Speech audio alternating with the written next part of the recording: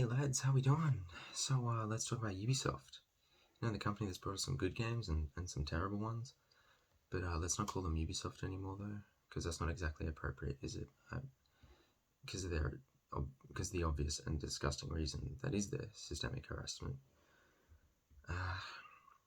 Look, I love some of their games, and recently they haven't made anything but a grindy mess of them. But this chat isn't about games, unfortunately.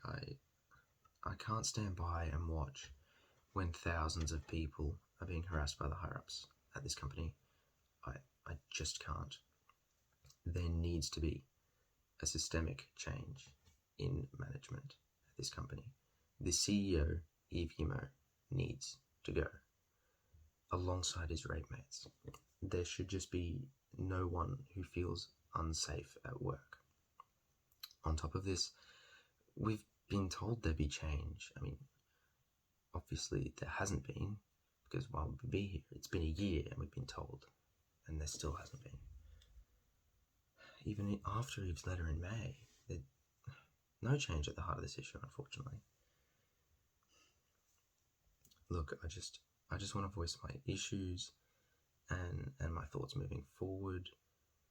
You know, that's why I'm streaming to you gamers, because I'm just a kid in high school, but I really can't allow this to go unvoiced. Alright. Let's start with the man at the top, the heart of the issue, Yves Guillemot. As well as his rape mates, we gotta include them. There are so many people that are continuing this culture of abuse. It's absolutely ridiculous.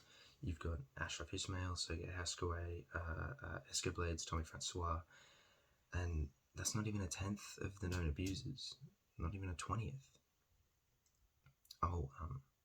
Sorry, for those new here, I'll give a couple examples. Ashraf Ismail, basically married with children, he used his dead son as a means of manipulating women into pitying him and then into bedding him, Anyway, moving on. Sergei Haskaway, he did stuff in some office meetings. So one instance is a woman left a meeting for whatever reason, and his first action was, thought I assume as well, but his first action was to bring up a song on YouTube that described sexual acts with the woman of the same name and proceed to have a laugh about it because of course. Anyway, and that's only two people, and that's on top of them also just generally harassing women, if that's a generalization. I mean, there is no way that Yves does not know that this is going on in his company. Absolutely no way. Which means he was complacent in this culture and he needs to be fired. Okay, devil's advocate. He didn't know this was going on. There's a miracle and he didn't know. Alright, he's incompetent and he needs to be fired. Either way, he needs to be replaced by a better leader, someone who will make change within this company.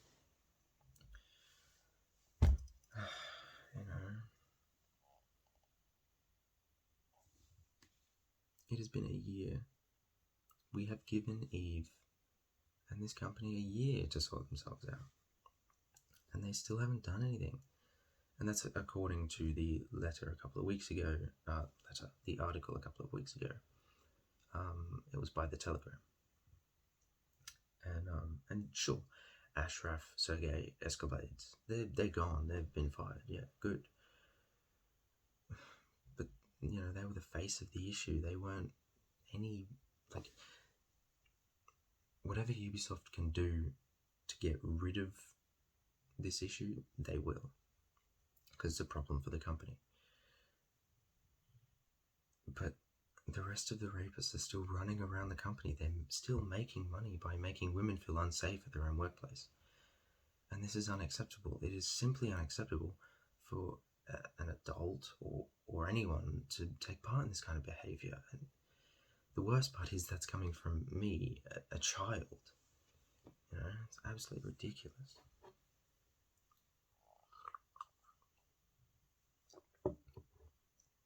That's 4,000 people. 4,000 people having seen or experienced this harassment globally. I mean, that's disgusting. Honestly, that's so disgusting. Eve, what are you doing? Since when do you think that it is normal for harassment to occur in a company or a community? I mean, this is a quarter of the company we're talking about, and Eve, you just think you can sweep it under the rug? I mean, of course not. Hundreds of thousands, even millions of people are speaking against you, and you're trying to sweep it under the rug. Look how that turned out. Clearly didn't work, did it? Because we're still speaking against you. Absolutely ridiculous. And look, I know all you guys, you all agree with me. You all want to see this company be brought, well, not brought down, be changed for the better, of course. And I am so happy that people, that I keep seeing everyone on Twitter, they're just saying hashtag hold Ubisoft accountable. They're using the hashtag. I'm really happy that you're using it. It really does help these unfortunate women in its own way. So thank you. On top of this behaviour, we've got Eve's recent letter. It's titled A Year of Change at the company. It's full of filler rubbish, and it makes the issue completely worse, unfortunately. The first thing he says, hold on, it says, all reports are received and treated by an independent external partner to guarantee impartiality. Okay, that sounds good. You know, you can go to someone to get this issue resolved without any bias at all. That's a good thing. Yeah, it is. On paper. In reality, the victim should just be able to go to their boss, Eve in this case, and get it all resolved. I mean, that's what I would want. Imagine it was you. You'd probably want the same thing. You just want to go to your boss, say, can we sort this out? Get sorted out, and it's all good. As opposed to going to someone that has literally nothing to do with anything. I mean, it's just a bit weird, isn't it? Anyway. Oh, and even then, every single report swept right under the rug. Completely ignored, completely forgotten about, because they're all anonymous. And it would be grateful. I would be grateful if somebody could put the link in the chat to this article. Thank you. It just, in case someone wants to read it. He goes on to then say, hang on, what does he say? He says, they've strengthened their non-discrimination and anti-harassment policies, and then fully updated their their internal code of fair conduct. Yeah, that's what it says. What do you mean? That doesn't make any sense. How did you strengthen that policy? I don't understand. Unless the policy literally stated for all male employees to harass the female employees, then I don't understand how that policy is strengthened. It doesn't make any sense. This section of his letter, it's just more filler. It just pads out the letter. It just makes it look like there are more words on the screen, and it's just corporate nonsense. Next row, it seems to be the actual part of the letter, which is good. It speaks on several different women getting promoted to high-ranking jobs. That's good. That's what we want. You've got Chief People Officer. You've got Head of Workplace Culture. vice president of global diversity and inclusion. You know, they're related mostly to jobs that would create change within the company. And that's a good thing, of course. That's what we want.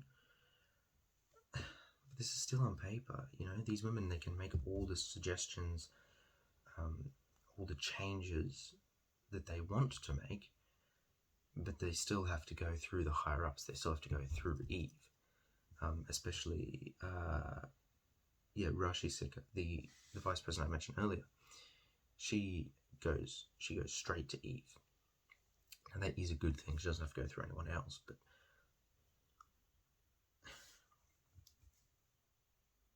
he can still do whatever he wants. He's still the boss of her. He can still take all the suggestions and ignore them, throw them away. He can still harass her. You know, like, change in that department is gone. It's out the window, unfortunately. You know, there's so much potential of change being made, more so after this letter. But it just can't and definitely won't be because of the people it has to go through. And that's just disgraceful.